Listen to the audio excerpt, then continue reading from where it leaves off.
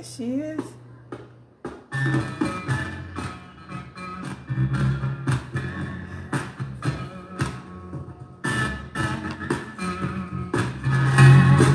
Whoa.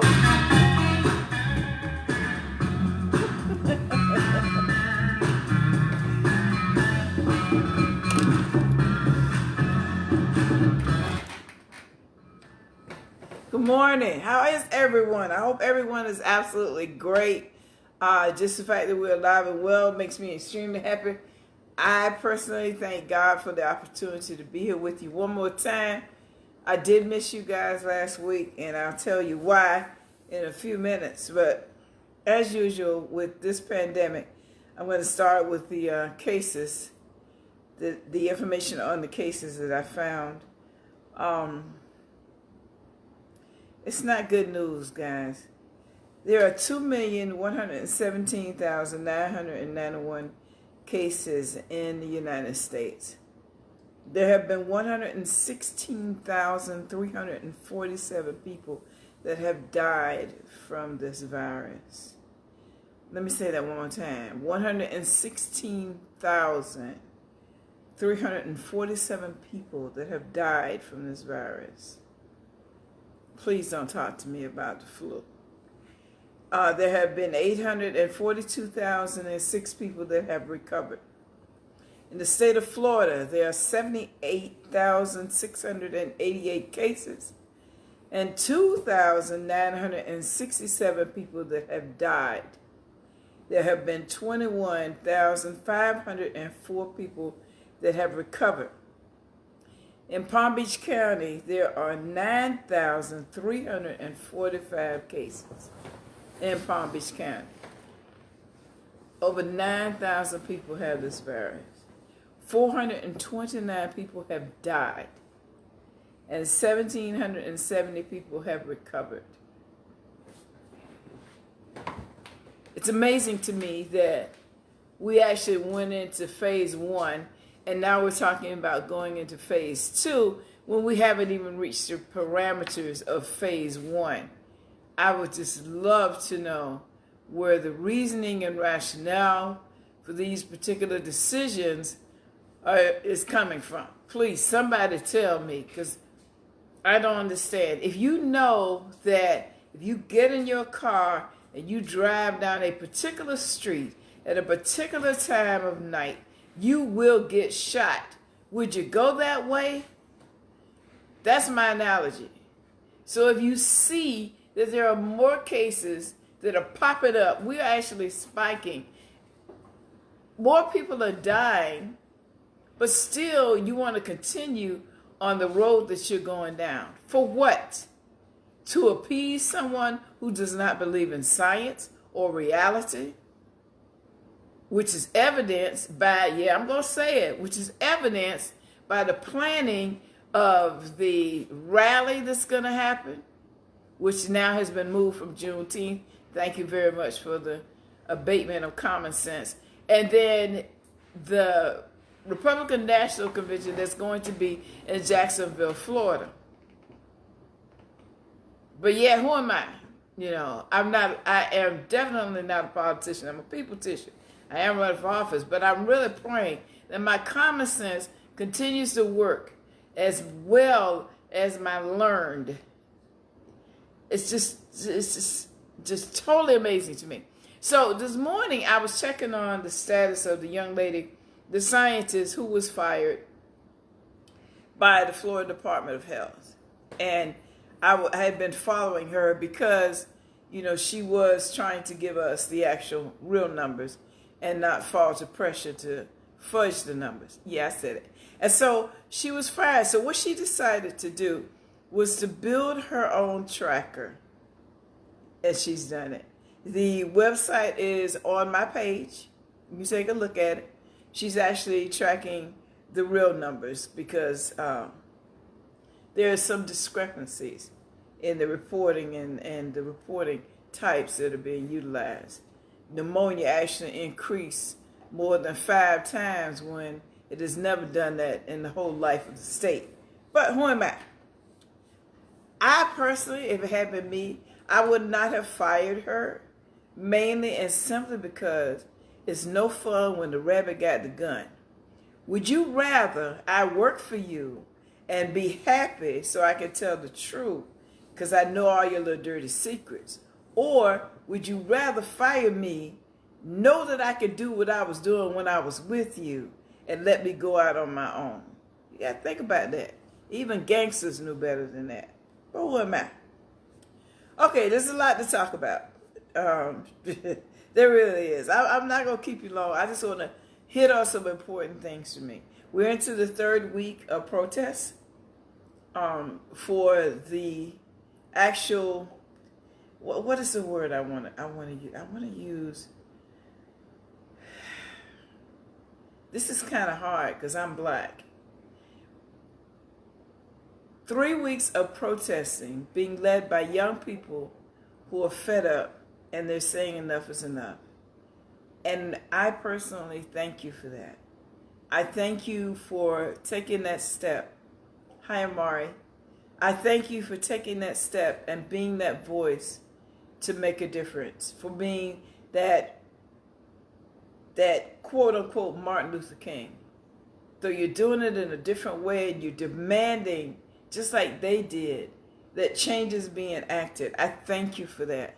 Because to be perfectly honest with you, we've been mistreated for so long until it's just absolutely ridiculous. It's like asking a woman whose husband is continuously abusing her to stay in that marriage for the sake of the marriage. It's not right. No way, shape, form, or fashion. And please, understand this. Yeah, I'm going to say it, and I know that there's going to be someone who is going to have the audacity to tell me I shouldn't say this or to question me. So understand this. Black lives matter. I said it because I mean it. We're not talking about all lives. We're not talking about Korean lives or white lives, dogs' lives, cat lives, or any of those things. We're talking about the fact that black people get killed just because they're black people at an enormous rate. So black lives matter. And the fact that I actually have to say that, and that those youth actually have to go out and protest to get you to understand that what you've done is wrong, really just boggles my mind. Because even a person who has no real capability of understanding knows that when they walk in the kitchen, if the stove is hot, if they touch it, they won't keep doing it. That's my explanation. All right. For all of you who do not understand, someone chose a title of the movement and the changes that is not adherent, nor does it even link to the reality of the changes that are being asked for. The quote-unquote defund the police does not mean abolish the police departments. For all of you who take names at face value. Yes, I am irritated with the people that came up with that title. They weren't thinking, obviously. So it has nothing to do with abolishing the police departments. Go on my page, my Facebook page, and you will see the whole list and understand reality of what they call defund the police. And it's to reform the actions and reactions and actions. It's also of police officers and people in positions of authority that have targeted black people and decried them to be the enemy. Okay? That's what that's for. It also is to repeal the qualified immunity that is allowed for police officers and people in authority that think they can and do what they want to do with no repercussions or consequences. Enough is enough. Even if, it's like me, if I came to your house and you didn't really know me that well, and I walked in and went in your kitchen and started cooking your food because I can cook. I am truly a good cook. Now, you would not like that. Trust me. So understand this. That means that we want changes because we're tired of being beat up. We're tired of being killed. And we're just tired of being hated for the color of our skin. That's what that means. Nothing more, nothing less. When we were slaves, it wasn't a problem. That's because we were working for free. We don't work for free anymore. We're just as smart as you are. Anybody else. We're exceedingly intelligent. We have skills that are off the charts. And you all know that because you stole our patents. You didn't, but your forefathers did. So let's be honest about the situation. If it was you, you would want to change. So we won't change too. We aren't angry at you because you're white. We're angry at the people that have the audacity to think that they're superior enough to try and kill us or control our lives. It's just that simple. It's not hard to understand. It really isn't. Try and put yourself in our shoes. Okay, let's talk about the Georgia primary election. Oh yeah, we're going to talk about the Georgia primary election. I'm just going to talk about it a little bit. It was a mess. But it was okay because it showed, unfortunately, it showed what needs to be done for the coming election in November. If you see a plan that has been formulated to stop you from doing something that you need to do, you have plenty of time between now and November to come up with a plan so you'll be able to do that. We need to vote by mail. There's nothing wrong with voting by mail. If you don't want to put it in the mail because you don't trust your mail person, okay. Take it to yourself. Then, you got plenty of early vote days. That's right, Linda. Take it to the supervisor of elections office yourself. Get with your DEC. Get with someone who is qualified and has been certified to pick up your ballot and turn it in for you. Well, the basic thing is get your ballot. Mm-hmm. You can go over your ballot because I don't know if there's any amendments there that you might not understand. Right. And also, instead of walking down or going down to the precinct and standing in line, you just go down to the precinct, turn your ballot in. And go back home. Yeah. I don't know if you all can hear Lenny. Lenny is my better half. You all know that. I love him dearly. My baby sets me up. He is such a blessing in my life. I thank God he drove in the service station that day that we met. That was meant to be. He is actually going to be my first interviewee next week. I'm going to be talking to him and asking him some questions. It was sent to me as a suggestion, so we will be doing that next week. Please send me more suggestions for other people to interview. But getting back to Georgia, you saw what happened. There were long lines. There were a lot of people who actually just gave up and went back home. We have early voting. During the days of early voting, if you already, right now, request your absentee ballot. I'm serious. Request it now. Get your absentee ballot in the mail. Go over your ballot. Like Lenny said, review the applicants. Look at the candidates. Look who's running. Do some research. It won't hurt. If you don't know how to do it, get with somebody that does. You have plenty of precinct leaders. I hereby volunteer to help you go through. You make up your own mind. And I'll just help you find the data on those people. Make up your own mind. And then you fill out your ballot. And you take it to the supervisor of elections office and you drop it out. You don't have to stand in line. But if you want to stand in line, you can still get an absentee ballot, which I've done before.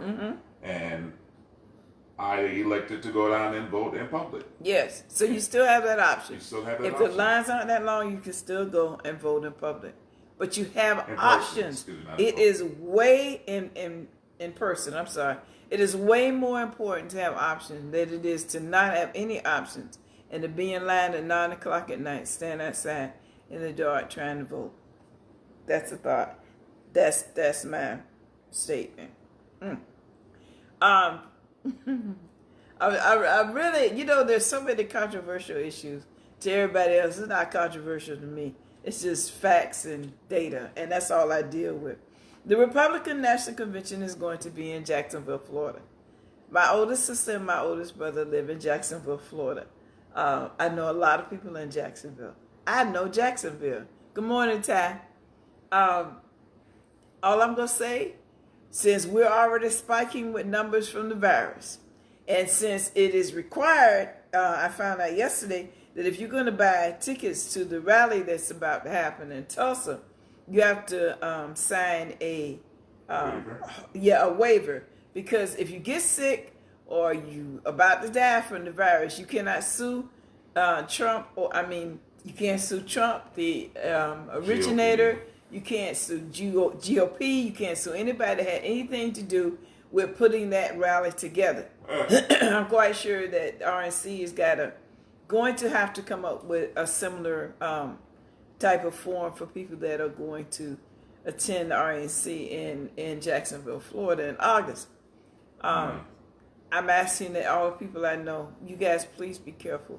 Like I said, the numbers are spiking. I don't really want you to put your life in danger because some people have trotted in from another state all willy-nilly with the virus and just spreading it around all willy-nilly. So I don't want, really don't want anybody, even people I don't know, I don't want you sick. So please be careful. Even here, be careful. Wear your mask. Don't nobody, realistically, if you think about it, wearing a mask is a really good idea. They do it in other countries. It's a really good idea. And people say, right, man, Michael Jackson did. But also, some of us, we have challenges, with our our breath. So if you wear a mask, it actually shields some of those problems. What if you get up early in the morning, you didn't get a chance to use your mouthwash? Throw that mask on. Ain't nobody gonna suffer but you, because you'll be breathing your own breath. And it'll remind you to use your mouthwash. I'm just saying. Just thought. Okay. Unemployment. Let's talk about unemployment. Will somebody please explain to me? Okay, explain to me. And please don't tell me it's because people going back to work part-time. Because if you're going back to work part-time with less hours than you had when you got laid off from work because of the virus, you're still unemployed. Because you're not making near enough money to pay your bills. So how can the unemployment rate fall to 13.3% when several more million people file for unemployment? That's like being partially pregnant. You can't be partially pregnant. You're either pregnant or you're not. It's one or the other. Same thing with unemployed. Either unemployed or you're employed. If I'm making 20 hours a week, trust me, I'm unemployed. Because I still can't get any help in the state of Florida because the unemployment system is not working. Somebody explain that to me too. Why do we have a governor that's not taking it seriously enough to do something about the unemployment system so people can get money to pay their bills? Why do we have a Senate that's not working on getting more help to the people that's trying to live? Why? I don't understand. I really don't understand. If I elect you, if I vote for you, I expect for you to represent me and do your best to make sure that I'm taken care of, especially when I pay my taxes. Okay, I'm going to get off of that. But I still need for somebody to go on my page and write me and tell me how the unemployment numbers went down if more people file for unemployment. I still say can't be partially pregnant.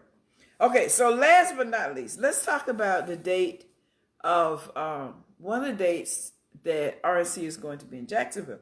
It's going to be August the 27th. August the 27th is significant in not only Jacksonville history, but Black history, because which is also on my page, if you go to the link on my page for the Black History Museum, you'll see why it's significant. August 27th, 1960. It's called Axe Handle Saturday. There were students that went to Woolworth and another drugstore type establishment, and they sat in at the counter because it was, when you went into those places during those days, you had to go in the back if you wanted to get something to eat. You couldn't sit at the counter with everybody else. And they went in and they sat down at the counter, and the white people that were there got exceedingly upset. And a lot of them got up and stood behind them and punched them and hit them and things of that nature. And then, after a little time, all hell broke loose. Because people came in and started chasing them and beating anybody that even looked like they were Black with axe handles and bats and whatever else they could get their hands on, but mostly axe handles. And it got to the point where it was so bad that they couldn't tell the difference between the police and the KKK or the people that were involved in the trying to be lynch mob. And they chased them down the street and beat them within an inch of their lives. That's what happened on August the 27th, 1960. And that's why Agent Orange wants to have the rally to support his base. You see, dates are important. History is important. History is definitely important. You have to think. anytime you get ready to plan an event, Stephen Miller, please understand that we're not stupid. We understand the significance of planning events and places on dates that have a significant meaning to us.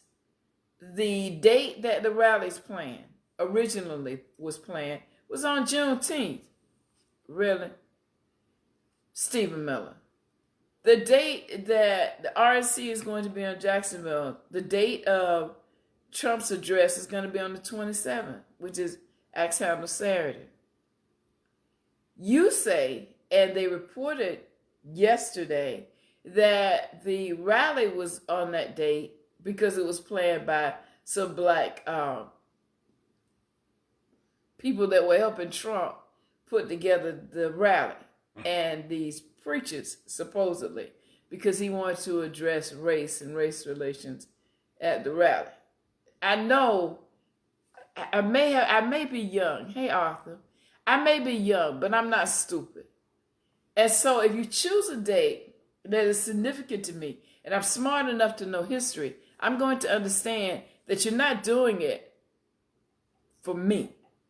You're doing it to satisfy a base that wants you to ridicule a people.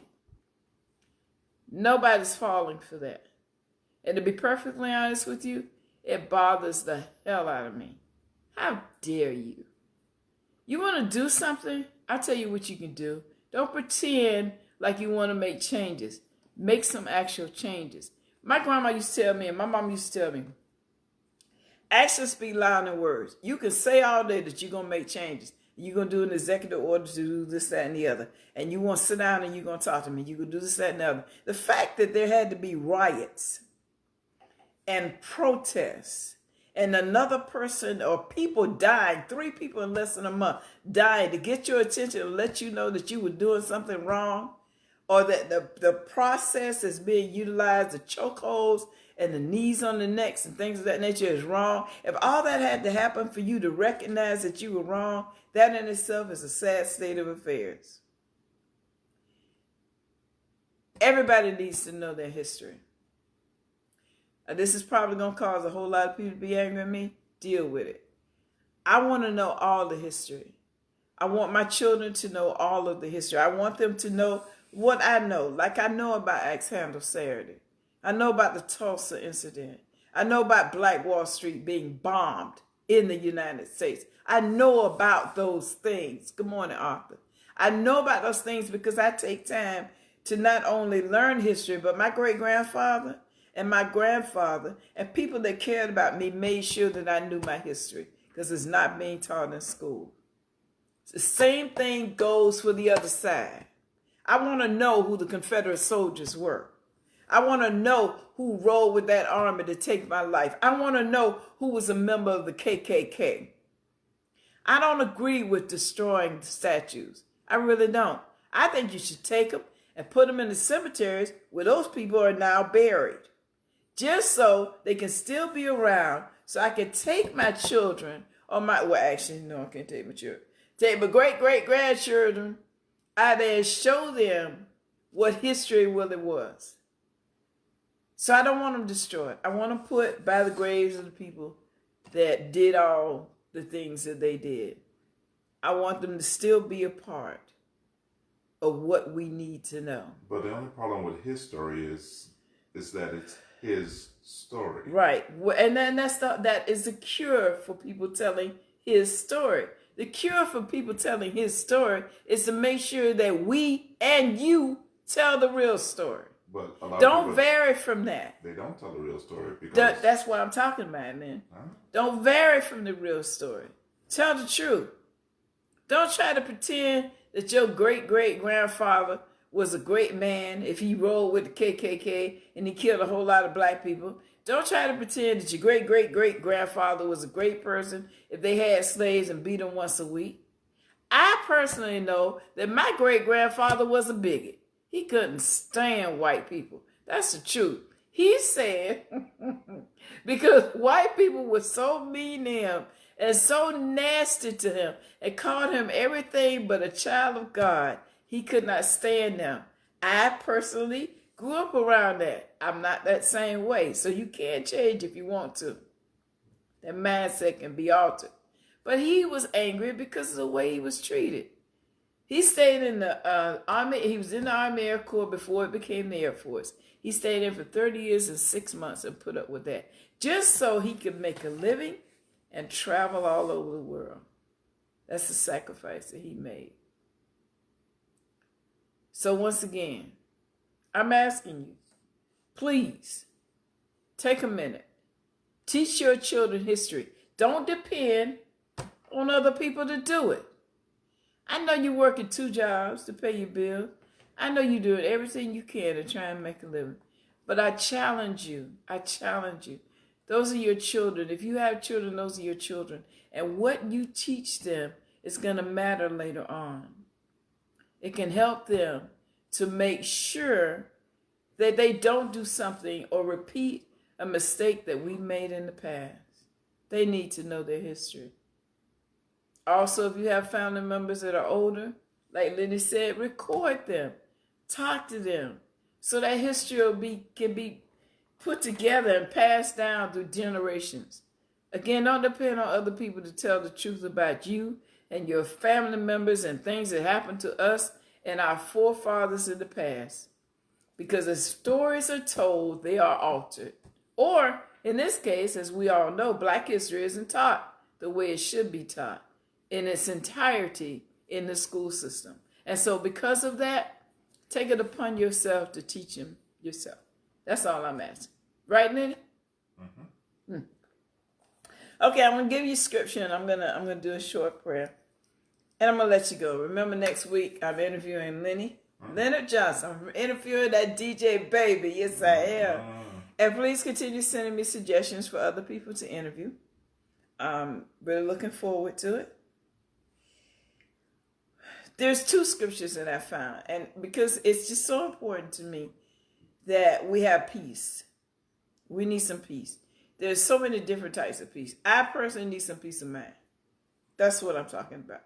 But that comes through faith. Whatever your religion is, have faith.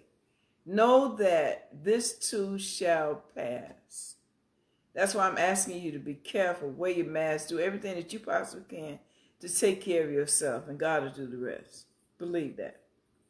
Matthew 11:28 says, "Come to me, all who are weary, burdened, and I will give you rest." Philippians 4:19 says, "And my God will meet all your needs according to the riches of his glory in Christ Jesus." There is nothing that we can go up against or that we can face that God can't handle for us. If you think about it, think back to things that have happened in your lives that you know that you didn't have anything to do with, that you didn't have any way to get out of. Understand, God got your back. He also gave you perseverance and common sense. If you utilize it, I promise you, things will get better and it'll be all right. Dear God, we thank you for the opportunity to come one more time to the Facebook Live audience and anyone that just happens to watch this recording later on. I ask that you give us peace. I ask you to increase our faith. I ask that you relieve us of the burden from the COVID-19 virus. Take it away, dear God. I know you can. Give our elected officials and those in charge the understanding and the wisdom to know what to do and then when to do it. And then, dear God, help us to know what to do and when to do it. Help us to be safe and know that this disease, even though it is invisible, it is real. Dear God, we ask you for your grace and mercy to continue. We ask that you keep your angels of protection around us. And then, dear God, when things start to get better, let us focus on making a difference in somebody's life. If it's nothing more than to give them a kind word or a kind gesture, let us do that. In your name we pray. Amen. You guys have a great weekend. I wanted to go fishing. I think the rain's going to stop me. But regardless of all that, it was good to talk to you again. Oh, I was in Savannah, Georgia last Saturday. I'll tell you about that next week when I interviewed Leonard Johnson. He was born and raised there. You guys have a blessed day. Peace.